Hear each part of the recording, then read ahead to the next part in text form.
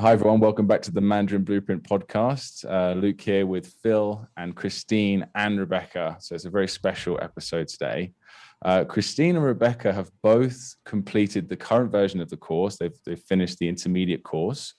And they're actually, maybe this has happened with other members, but this is the first that Phil and I have heard about our members actually getting together outside of the course and making friends and becoming, well, study buddies and helping each other out that way. So it's pretty special. I'm very excited actually about this whole concept, bringing people together. That's kind of what we're all about. So first, we already had an interview with Christine and Rebecca, and they're published and they're out there. But just in case anyone doesn't know, Christine, Rebecca, would you mind introducing yourself? Maybe we'll start with Christine and telling us a little bit about yourself. Right. Yeah, so I'm Christine. I'm originally from South Africa, as you can hear from my accent. I'm currently living in New Zealand. I've been here for 3 years and I started learning Mandarin last year in the lockdown in March. And yes, I've just finished the intermediate course.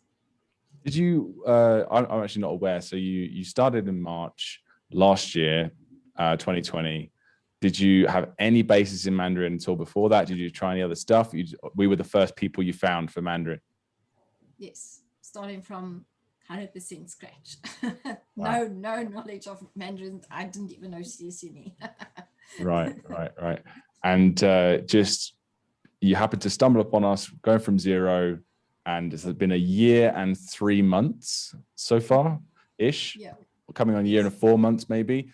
So why don't you tell us about your progress and your journey a little bit before we jump into Rebecca's story there. Right. So as I've mentioned in the other interviews, so I'm not going to cover that in depth. I joined Mandarin, or I became interested in learning Chinese because it was lockdown and I really wanted to have something to take my mind off things. And I started watching Chinese dramas, and that sort of led me into, coming across you guys, and I joined and I started learning. Actually, I said March, but it's actually May. Actually, it was May. Yeah, that I started. I mean, the lockdown started in March, right? I actually came across your stuff and that sort of started in May. So, yeah, I mean, the course is fantastic. I mean, it really changed my life, if I can put it like that. I was just thinking today of all the things that I've learned. Um, you don't just learn Chinese on the course, you actually learn how to learn things. So it really opened up a new way of learning things for me, and I've become interested in that sort of thing. I've actually read a book on the art of memory, the actual art of memory book, about 20 years ago. So I was not unfamiliar with the techniques, but it was the first time that I've actually started to apply it in a practical way. And I mean, it's just so enjoyable. And yes, as I say, it's opened my mind to all sorts of possibilities in terms of, learning things. And yeah, and I finished the intermediate, and now Rebecca and I are sort of continuing the journey, making use of the tools that we've picked up from you guys to structure our own course and content so that we can continue. You're on mute, Luke. Sorry, my kid in the background again. Just Right. muting some stuff, some screams, as Rebecca's aware from our last chat. So I was wondering, like, what in terms of results that you've got from the course, what are you doing with that right now? I know, Rebecca, you're really into your dramas as well. Is that's something that you guys sort of have in common there, I guess? So what are you doing with it right now? What are you doing with this skill that you've developed of listening and reading to Chinese? Well, yeah, so at the moment, I'm reading. Rebecca and I are actually taking part in the Hanging Chinese Reading Challenge. So that's ongoing until the end of the month. So I'm reading Mandarin Companion. No, sorry, I finished all the Mandarin Companion books. I read the last one last week. I'm now going through the Jeff Pepper books, the uh, Monkey King series. And I've got some books lined up that I would like to read as well. So the reading part is quite important for me, but I am going to focus quite a lot on listening. That's sort of my focus for the next 6 months. So I'm going to take all of your audio that you guys have created, and I'm going to make a specific program, a listening program for myself, so that I can actually just go through all of that again. Because yeah, when you get to the end of the intermediate, I think there's a general feeling that you just want to get through this and get the characters under the belt, and therefore the sentences sort of lagged behind. So much like Rebecca mentioned in her interview, at some point we dropped the Anki for the sentences. I do think that the sentences are useful and important, and therefore that's why I want to take some time to actually use those for listening practice. So that's sort of on my 6 months plan ahead. So Rebecca told me that she dropped these sentences. Is that something you've done as well, Christine? Yep, we actually we had some discussions when we reached, I think we were both at around level 52 or something like that, and we had a discussion, and we said, you know, we're spending like 2-3 hours a day on Anki. It's just like preventing us from really progressing. It's almost like you're stuck, because like you have to review the sentences and you have to review the characters, and then that prevents you from learning new characters because you just don't have enough time in the day. And therefore we just make that decision.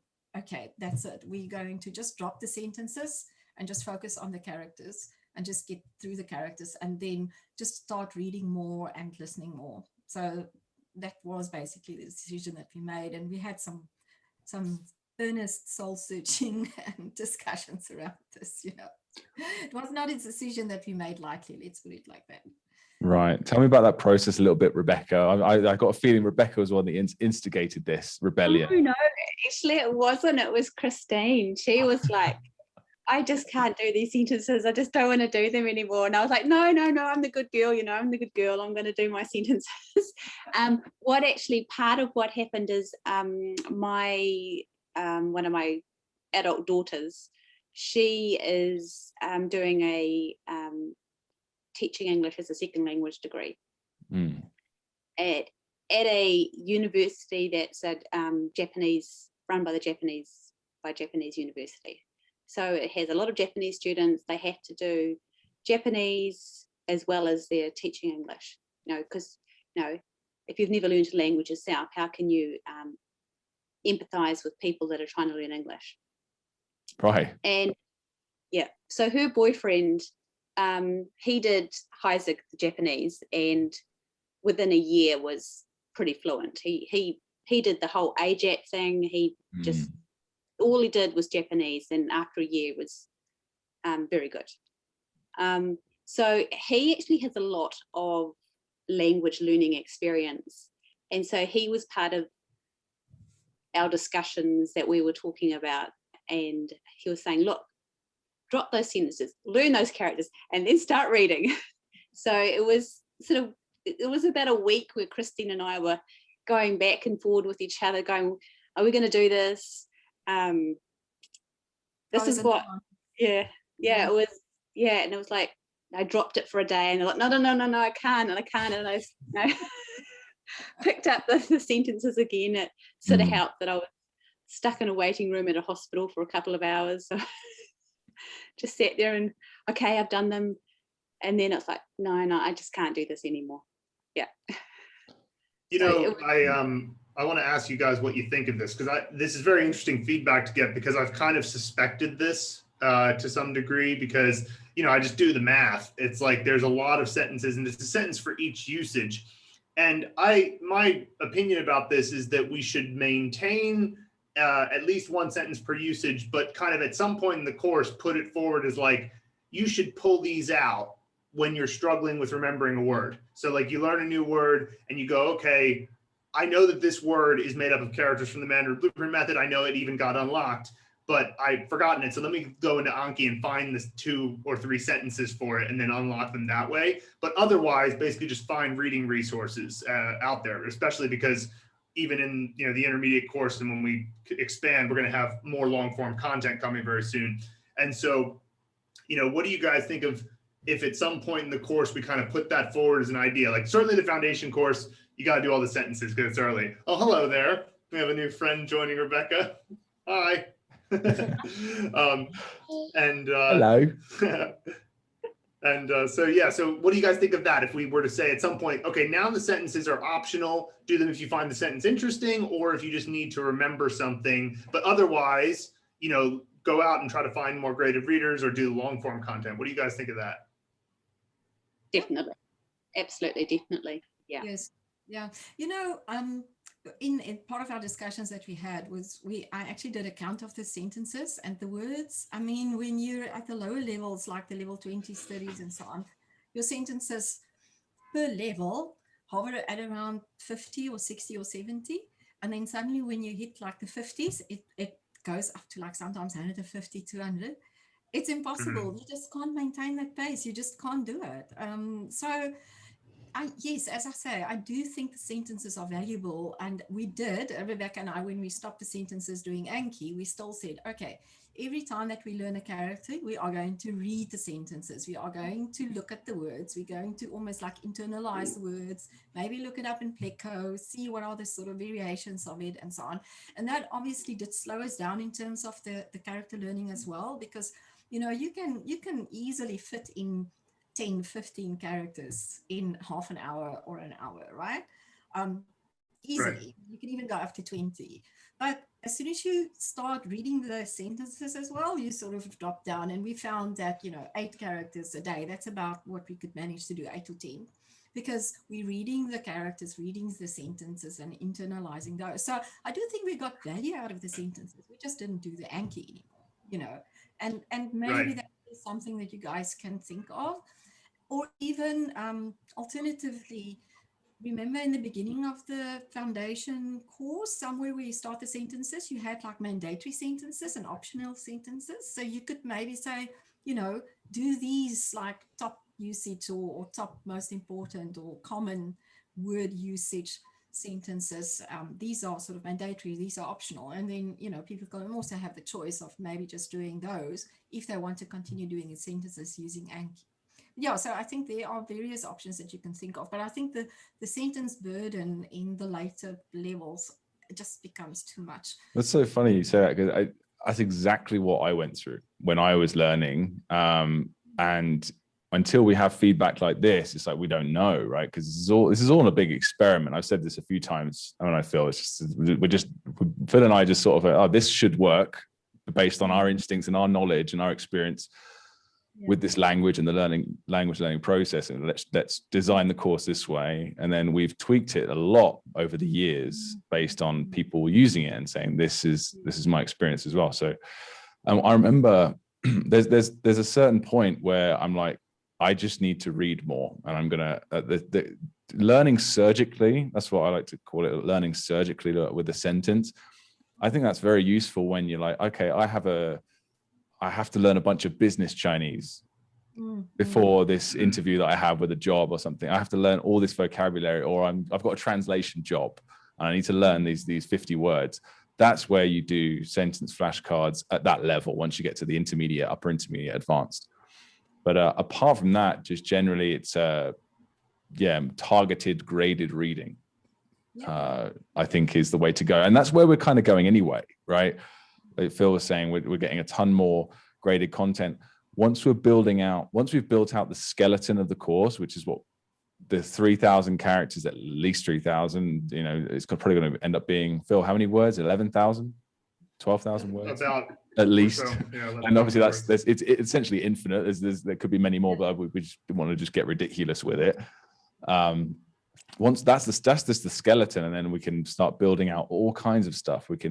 We want to add a ton more reading and listening content. We want to make mini courses based on certain things that you also unlock at certain levels, like say business Chinese or food, whatever, any other topic that you can think of. There's all sorts of things we want to do. But I think I'm with you. I think we should definitely keep them there, because there's a ton of, because I'm not sure. I've chatted, Phil and I had the great honor to chat with the man himself, Gabriel Weiner, who's a big influence of ours, and inspiration. One of the inspirations that we had to actually start this company together. He is adamant that, you know, you don't need any more than sentences need. He used the word need. Like he said, of course, he's not saying therefore don't read, but he's saying if you wanted to master the language purely based on like sentences, you could do that.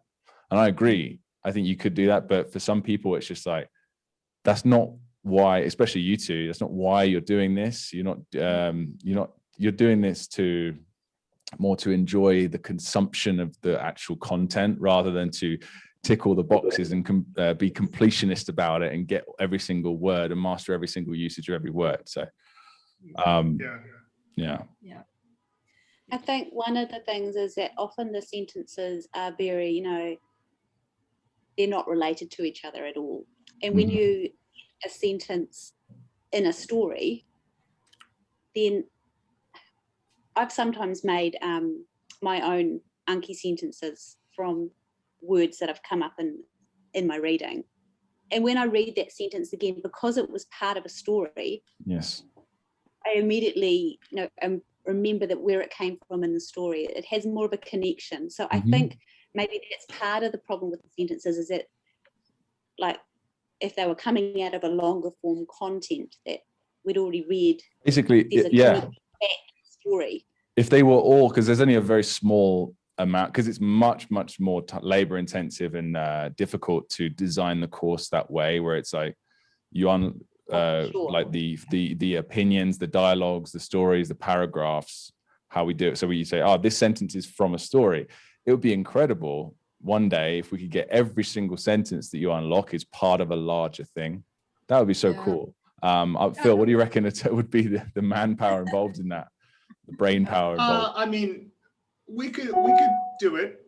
We could figure it out. It would take a little bit of you know, we basically just have to write the stories first, and then just make sure they include every word at some point. Yeah. And then just say, okay, there's that sentence, and put it with that word, and we'll say that's the mandatory sentence, and the rest are the you know, the optional ones. But what I'm getting out of this feedback is that there's a point in the learning process where the individual sentence by sentence application to learn a word starts to become more something that should be there as a resource, less as a requirement, especially in the context of Anki, because probably by the time you're somewhere in the intermediate course, you've seen the vast majority of grammar structures. You're not looking at a brand new type of sentence. So it's more about getting a sense of the characters in the word. So if you can then get to graded content, this leads me to another question I have for the two of you, which is, as you've been looking around for other content and reading other things online,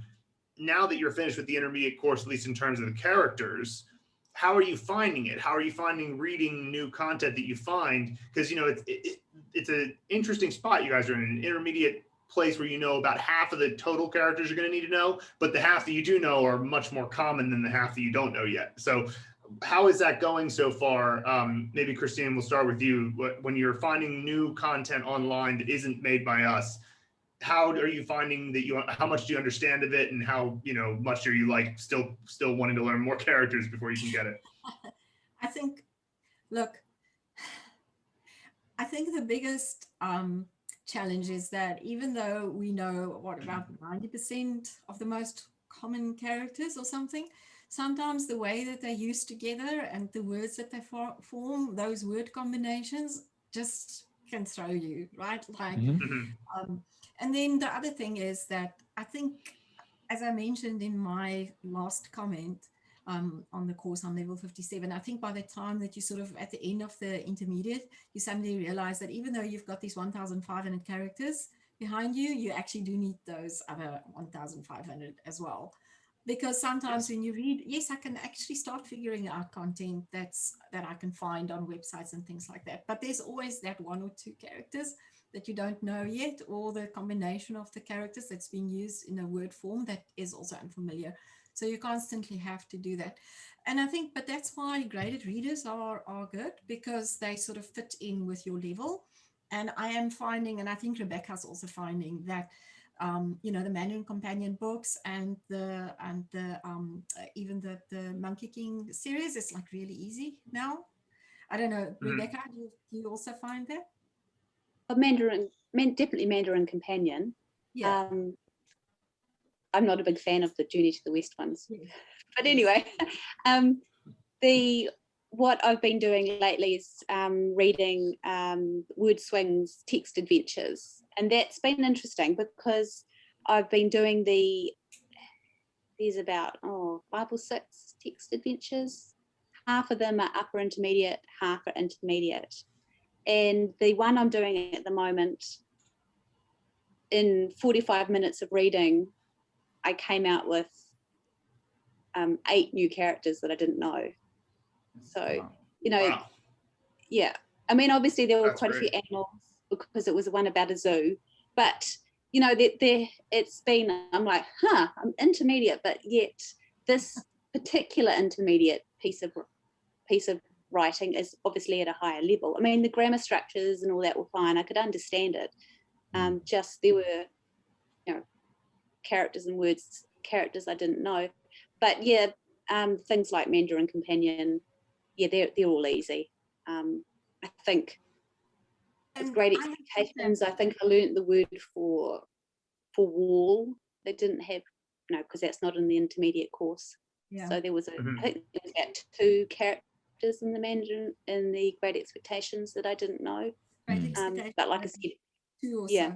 Now I must actually thank Rebecca because she started me on reading, because I was reluctant to start reading. I thought I wasn't quite ready, and then she said, no, you need to start. And then I started with The Secret Garden. Yeah. And like about I thought you did last year. Hua Ma.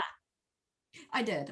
Yeah, that was the first one. And then I thought, no, this is too easy. And then I went to Secret Garden, and then I just started reading from there onwards. Yeah. So that's where the buddy system really works out, because we sort of support each other in terms of, recommending things and,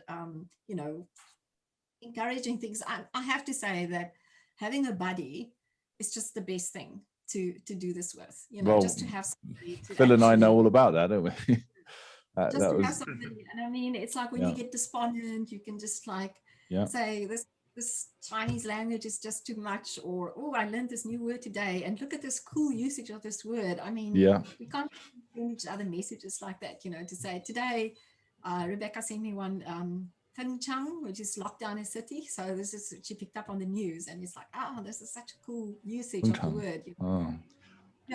And just to add on to that, Christine, what I find, and one of the reasons why I kind of think more along the lines of, at a certain point, you want to go, okay, we're not saying stop reading. We're definitely not saying that. But what we are saying is your main focus, Mandarin Blueprint, should become finishing your characters, right? Getting to, eventually when we have it all out, get to your 3,000, bearing in mind that while you're doing that, you're not always going to be in character learning mode. So when you're not in that mode, go to our graded readers that we put in the course that, maybe are even a few levels from a few levels before even, or whatever, but keep going through your characters, and then just keep finding stuff to read, because once you get to 3,000 characters and you start reading native Chinese content, or like a book from your childhood translated into Chinese or whatever, you're going to find words all the time that you've technically not learned yet, but because you have such a good sense of the grammar of the language by that point and the characters themselves, something like Feng Cheng comes along and you're like, well, yeah, of course,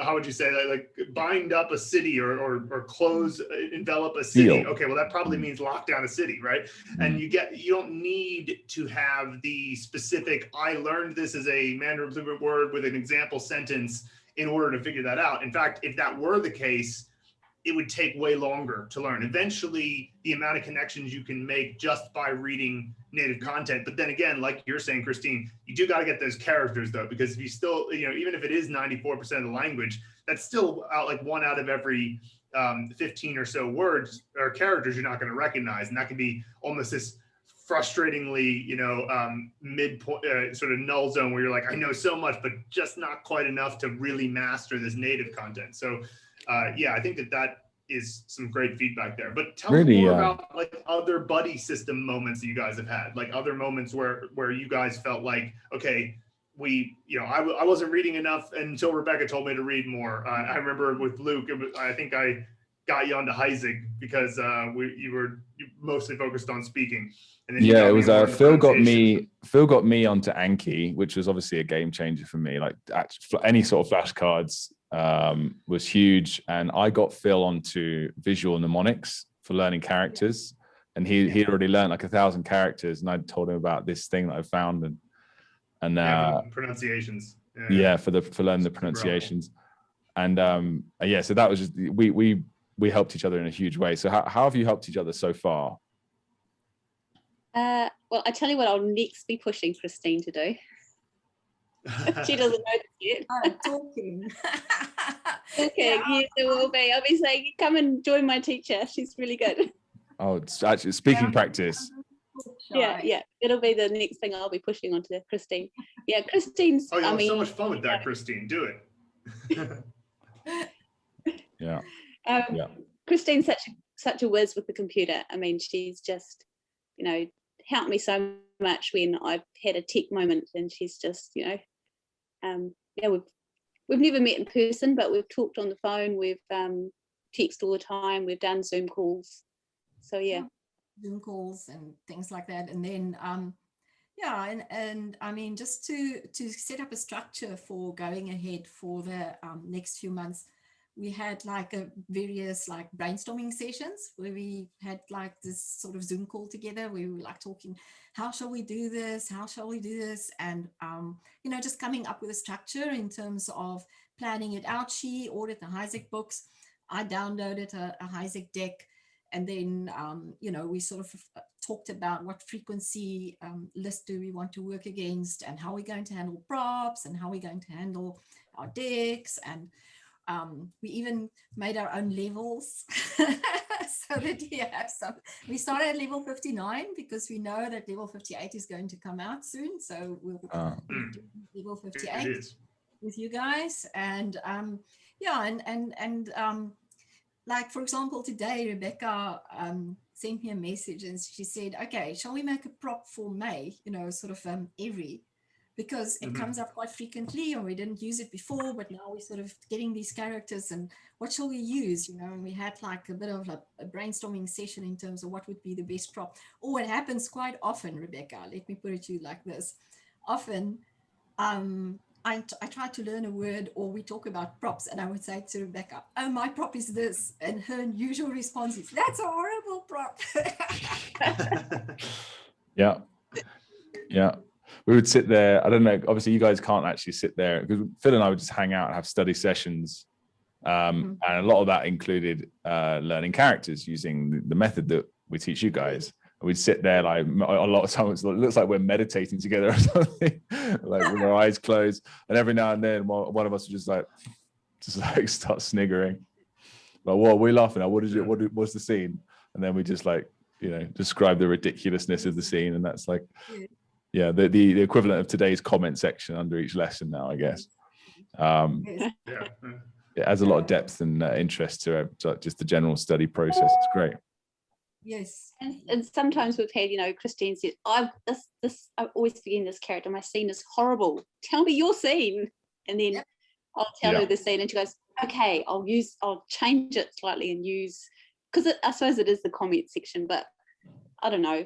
It's just so much more fun when you can just text away and and get a response and, and then brainstorm and, maybe even have a phone call, which we also do. And, and the other thing that we enjoy is, and I think why this works so well for us is that we're in the same time zone. So we can have that immediate interaction. And I mean, for people that's just like naturally located in the USA, that's not a problem. But, we're sitting in the back of beyond in a little island that's like in its own little time zone that's not linked up to any other time zone in the world.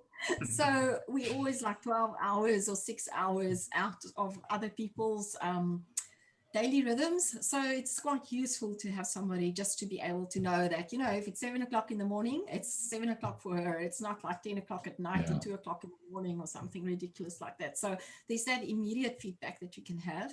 And then, of course, we've got similar interests and, so it's like, it's literally a friendship that we've actually built up. It's not just like a study buddy. It's like, we can share other things as well outside of Chinese. But I have to say that our interaction is like 80 or 90% focused on our learning, and we are really supportive, and it really helps, to have that other person that's going through the same journey.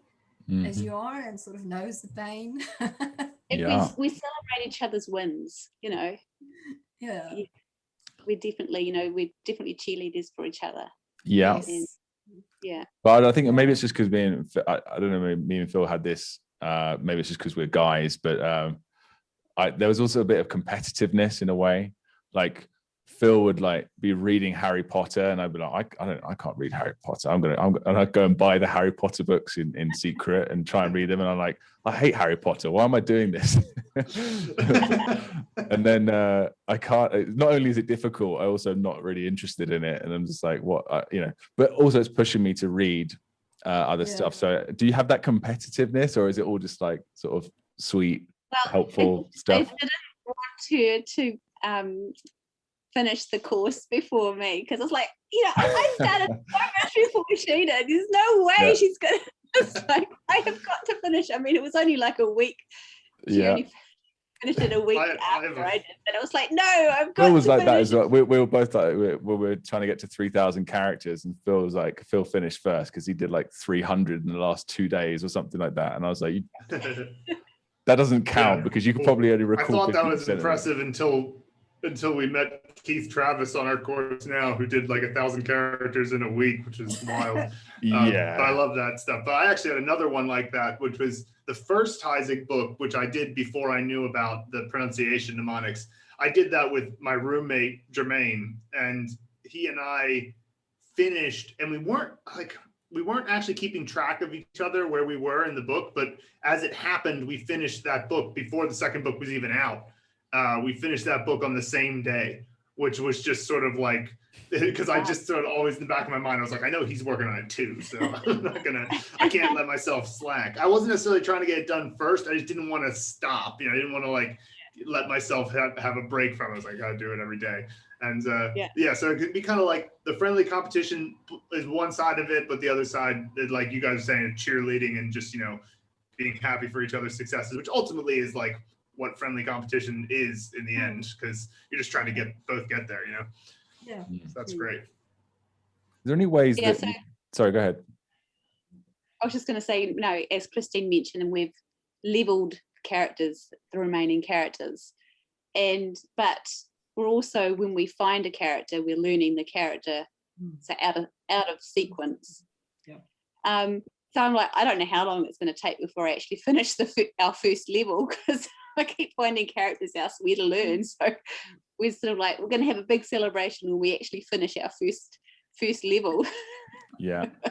Because now we're not constrained by the actual course material, right? So we've got our list, and we're working through that, and there's like 70 characters per level, so we're focusing on that. But as we read and as we like use other material and we come across a character that we think is interesting, we look it up in our list, and then we add that, or we immediately learn it, and then we just mark it off. So while we are sort of ostensibly working through the Heisig sequence, or the sequence frequency that we've sort of determined would be applicable to us, every now and again we sort of jump out of sequence and we learn a character, because it comes up like in a word swing game, you know, like these characters for animals and things like that, and then that sort of, you go and look it up in the list. I do quite a lot of listening with Little Fox.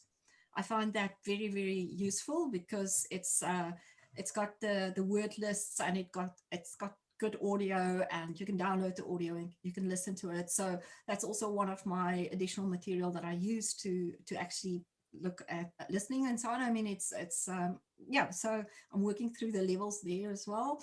And then, so every time that I come across a character there that I haven't come across, I learn that one as well, and I mark it off in the list. So that's useful, and this is one of the approaches that we discussed before we actually finished the intermediate, in terms of, so how are we going to approach this now after the intermediate? How are we going to do? Are we strictly going to work off the list, or are we going to, you know, sort of learn other things in between? And in the end, it ended up that we both then approached it like that, to sort of learn other characters sort of out of sequence, if you can call it like that. And we're sort of quite enjoying that, because it sort of gives you the freedom of being able to learn characters as you come across them. Yeah. Nice. Seems like a great approach. Yeah, and it's working for us. So Rebecca, what do you think? Yeah. It seems to be working at the moment. Yeah, this is the book that Christine got for this one. Oh, brilliant. Nice. Yeah. That's actually great. So, We've had a few people in the past, including back when me and Phil were doing live Zoom, when we were teaching the course like this through Zoom. It was a gentleman from England who spent the entire summer teaching his two daughters. Just like we taught him and he taught his daughters. Is that something that you'd like to do as well, Rebecca, or you're already starting to do? Definitely. No, you know how I said that I am just doing schooling in the morning. You're starting homeschooling full time soon, right? Yeah. When I go full time, then it will be time for Chinese. But at the moment, we're just working on the maths, the reading, the writing, the science, the sort of the core stuff. But she has her Chinese that she likes to watch, that we watch together. You watch? She's always. So, we do. I watch that every day. Well, my son, I don't watch it. I'm not interested at all. Yeah, of course. It's adorable. And, also the little fox.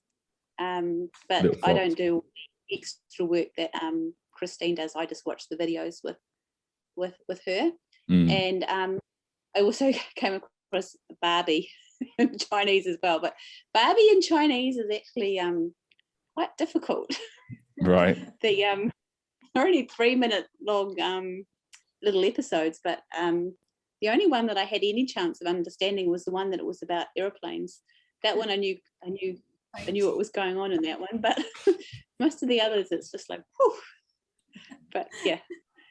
I love watching those on the Chinese like iQIYI and stuff, because you get the comments as well. I don't know if you've seen that, where you can turn on the comments. I don't know if you get that in the country where, like in New Zealand, but where we are in China, you turn on the comments and you get like all these really hilarious like adults and children just like commenting about the actual moment that you're watching in that time. It's very funny sometimes.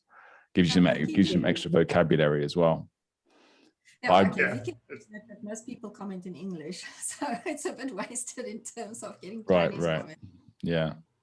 I always like turn them on in emotional moments in, like, I don't know, the Shawshank Redemption in Chinese, like look the emotional moments of the movie, and like people are like, oh well, cool, like, you know, they're just I'm just like, yeah, what do you guys say? And then they're just like, this is so great, whatever. But I tend to not do it other times, because you get like commenters who are just being annoying, but like usually at the emotional moments it's good. Sometimes on Vicky, because the other ones are in English, sometimes they're good in the boring parts, because people are often, or the silly parts where it gets like, because you know Chinese dramas, they can be great, but they're also just really silly parts. Sometimes you get people like towing, just like taking the mickey out of like the bad acting or something like that, which is kind of like helps out as well. So yeah, I love that. So where should we go next with this? One thing actually I was thinking earlier. First of all, I just want to say thanks, Christine, for just being so active in the comments and helping us out. Like, there's been so many times when I've seen there's been like a question about flashcards or some technical issue, and I'm like, oh, how am I going to answer this? And then I've refreshed the page, and there's already like a page-long answer from Christine there, like sorting it out for us. It's really helpful. And just being supportive and helping other people. It's great. So I really appreciate that. Yeah, no, I enjoy doing that. I sometimes really feel that it's for me, it's like one of the enjoyable parts of the course as well, for me to be able to just help other people as well. So I really enjoy doing that. Yeah. Is there anything that we could do? Because at the end of my interview with Rebecca recently, I wanted to promote this, sort of facilitate, let's say, this idea of study buddies. And there's some ideas I've got, but obviously our plates are full and we've got all sorts of stuff going on. But I think it's really worthwhile pursuing. I was wondering, being a techie person, or if maybe that helps. Like, is there any ideas you've had that we could maybe get more people into this? promote this idea a little bit more? It's got to be organic. You know, it's not really something that you can like force. But you know what? The one thing that could prevent people just from I mean, you might need, I don't know, you might want to have like a platform where people could just say that they are open for being contacted, and then make it easy for them to be contacted. The thing is that I actually even think that there's quite a few people, or very little people on the forum, that realizes that you can actually go and hover or click over somebody's name and then send them a message through the forum. You know, even just like knowing that you can do that is a method for people to just get in contact with other people that they might not even know about. But I mean, if you really want to promote this, then I would just suggest that you could potentially find a platform where people just go and post that they are in this time zone or in this country, this is their interests and their hobbies, and if anybody with this sort of interests and hobbies would like to get in contact with them to be a study buddy, then get in contact. And I mean, if you do that, that's already a big step forward in terms of enabling people to be able to do that. Yeah, I mean, it was me who reached out to Christine, because she had that she'd done that first blog post after the end of level 13, and I thought, she's in New Zealand, she sounds a lot like me, she's learning for the same sort of reasons that I am. I'd like to talk to her one day. I think we'd be friends if we met. Yes. And then I don't know why, but I just decided that I would. Oh, somebody had said,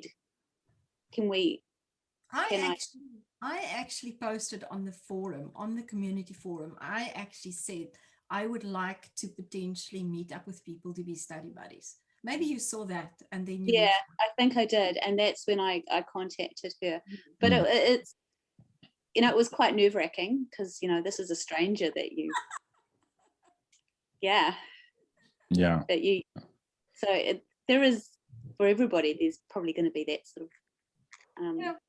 Or maybe younger generation, you know, used to we can maybe figure out some kind of website or app that allows you to register your name and your city, and like whether or not you're willing to be contacted, you know, and like then you could put you know, like an email address that it becomes available if somebody chooses to pick it. Then you could like look at a map of the world and like see, okay, there's this many MBers in Denver or something like that, and you find it, okay, I'm in Denver too, I'll see, you know, if we can meet up or something. That could be very interesting. I don't know if that type of technology exists, but it seems like it's possible. So I'm sure it exists. I mean, you have all these like Hello Talk and conversation partners and things like that. I mean, all of those work on the same way. It's like, you know, you enter your city, you enter your details, and you say that you're interested in having a conversation partner or a language partner that's interested in this. So I mean, the technology is definitely there.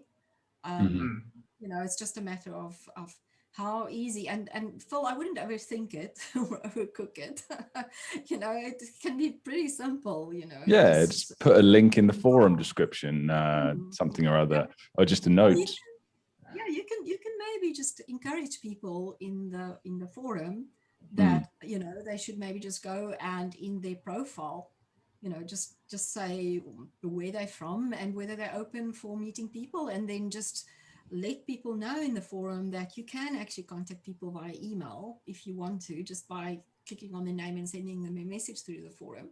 And then, you know, you just say that don't overuse or abuse this, just go and check to see if people would be interested in being contacted if they put a message like that in their profile description. I think you can have a profile description, right? On the forum. A bio, yeah, I'm pretty sure. The bio, something like that. Yeah, so maybe just update your bio if you're interested in other people, you know, reaching out to you, and just say, yes, you're open for conversations, and this is where I'm located, and contact me through the forum, you know, just maybe start with that. Yeah. We just had Keith himself. We just mentioned Keith. He was brought up this very topic. He's like, I wonder if there is a way to other people that want to share ideas and stuff. And he's like, well, we're about to chat with two people that sort of the pioneers of the MB side of this. So I'll part of it is just being shy and not wanting to say hi in the forum, because imagine the idea of saying, hi, does anyone want to be my study buddy, and then you just get a like from me or Phil, and then no one responds. No one wants that. I don't want that, so but I mean, part of your bio, it's not as if you're putting a post in there, you right. just you have it in your bio, so it's not as if you're like explicitly calling out the way that I did. It's just part of, or they could maybe have like an icon in their name or something like that. There's all sorts of stuff we could do. We'll look into that. We'll do something about that. Yeah, because I really think that it's worthwhile. It's a worthwhile thing to reach out to other people on that personal basis, and you sort of. But as I say, it's gotta. You can't like force it, because sometimes it works, and then other times it's just not going to work. I mean, I think the point where we were in the journey, as well as just our personal circumstances, just really helped for us to connect and build up the relationship. Okay, fantastic. Yeah, I'm really happy about this, and happy to have a chat, and hopefully once the advanced, well, by the time the advanced course is out, you might already not need it. Who knows? You guys seem to be doing really well on your own by now. True, but we would still like to see the longer form content in the intermediate. Oh, yeah. We were both working on it, and and we're sort of reserving the level 58 for when it comes out, so so that we can do that. If we've learned some of those characters by that time, well, I'm sure we wouldn't have covered everything, so I'm sure it would be quite nice to go back to the nice structured way of working or learning as part of the levels in the course itself, just to get that done. Yeah, but we don't want to stop. We don't want to like hang around and wait until the advanced is there. Of course. It's like Rebecca has 6 months before she's got reduced time. I want to plow through and get the 3,000 characters behind me, so that I can actually read more content and listen to more things and get more vocab and actually make that real progress that I would like to make. So we're using the tools that you gave us. So we're using your methods, and we're really thankful that we've learned those from you. And we're sort of feeling that how can I put this? We like flying the flag, if you know what I'm saying, like doing the course in spirit. Sure. If I could put it like that, in the spirit of Mandarin Blueprint. If you don't mind us doing that, of course, Of course not. Yeah, no, that's great. It's and we're grateful for people like you as well, because this is the exact type of thing that encourages other people on the course. Anybody who is listening to this and you're on the MB forum, if you want to make a post or update your bio, and maybe you'll find somebody in your city. That'd be great. And have more study buddies out there. I mean, we're not even in the same city. We've never even met. Same time zone, let's say. Yeah. Same time zone, yes. And yet, she had a trip to a city that was close to me, and I was like, oh, wave as you go past on the plane. It's I think we should plan something, Rebecca. We need to plan something. So I'll come down to Christchurch, and you can go to Christchurch, and we can spend the day in Christchurch together. And Christmas is supposed to be in you Auckland. can go find the one Chinese person there and go and harass them and say, hi, please talk to us. There's actually lots of Chinese people in Auckland. I mean, lots and lots and lots.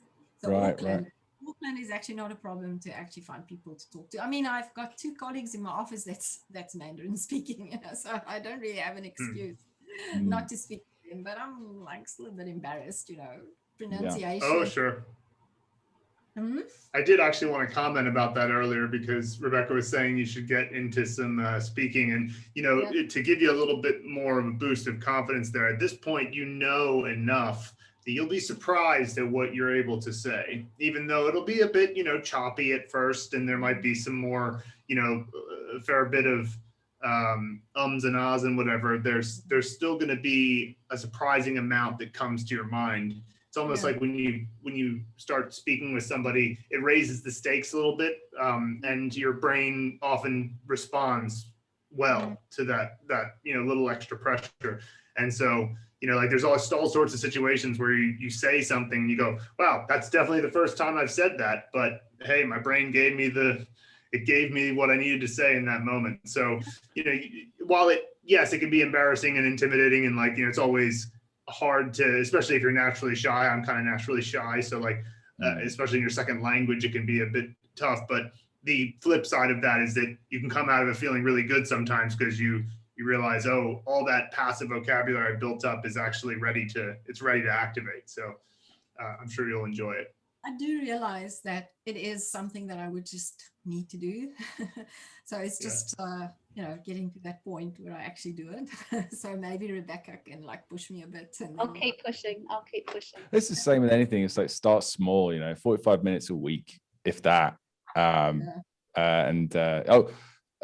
got an output pack as well, which has a bunch of useful stuff in there. There's like a 45-minute long video that I made, as well as a bunch of speaking activities that you can use to keep things fun and fresh. And because you can end up, what it ends up like being like with a tutor, you end up just gradually working towards a textbook and the same old boring stuff. So if you follow this output pack, speaking and writing practice, and you'll be very surprised about how fast you make progress if you get regular sessions in. So I'll email that to you. It'll be available on our website very soon. I keep putting it off, but I'm going to put it up there within the next week or two on the resources section. And I'll email that to you as well, and you should get on that. So is there anything that you wanted to add? I guess we could finish up here for now. I'd love to have another chat with you down the line, Christine, but is there anything you'd like, just final comments about the course, your experience, anything at all? Well, as I mentioned before, it's really a life-changing, if I can put it like that. It really is. I've said it before, I really enjoyed doing the course. I enjoyed interacting with you guys, even though we sometimes had like differences of opinion. I still think it was useful, for both of us to just like have that interaction. I really, really appreciate the way that you guys support people and that you're always there for people. I can just imagine, or how can I put this, that this course is not your business, it's your life, right? I mean, you guys are just like 100% involved in this. And I think just that level of support is like awesome for people who especially start out. You are always so helpful. You are always so patient, answering sometimes the same questions over and over again, especially Frankie. And I think that's what really makes this course a success, because it's that level of personal input that you have in the course and into the members. You really do care about the members. And that's why, look, when you said that, it's the first time that we've met, it's like, no, it's not. Yeah. I had that before. I've got that before. Yeah, you have to remember that your face and Phil's face are like household companions by now. I mean, I could see you every day almost. Yeah. So it's just that I wanted to emphasize. Thank Apart you. from that, I also think that the course is structured really well. I actually bought another course that I did, and I asked for my money back. Because the reason why I looked into it is because I wanted to see if it would give me another perspective, and maybe just sort of help me and be sort of a parallel type of learning thing. And then when I looked at that course and the structure and the format and the content and everything, it was just like, oh goodness, okay, this is not structured well. It's not laid out well. It doesn't follow this course goes from very basic components and building blocks, and it's all well structured and put together and build on top of each other, and becomes progressively more and more challenging, which I think is good. But I mean, you don't just throw people into the deep end. You start with the simple stuff first, and then you build on top of that. And just the way that it's structured and formatted just makes it really easy for people to get into it. So I really think it's fantastic. Thank you so much. Really appreciate that. That's awesome. Like I said, it's been great having both of you on today, and it's just a pleasure having you on the course. And Phil, do you want to say anything else to finish up? Well, just thank you so much. And we're grateful for people like you as well, who really engage in the course. And it's our pleasure to give feedback to people and get super engaged in the course because, at the end of the day, we want people to actually succeed. It's in everybody's interest for people to succeed. And so it's also why we insist on listening to the feedback of things like, oh, the sentences get to be too much around level 50 or 51, because we're not just gonna be set in our ways and say, well, this is the way that we did it, so our egos are more important than your success. Like, it's always gonna have to listen to people like you, and that's why we're incredibly grateful for your feedback and your, it's so cool to me that you guys did the study buddy thing and have helped each other out there. It's I'm so happy for you in that sense, and so keep it up, jayo, and yeah, we'll be sure to keep in touch with you guys on the course.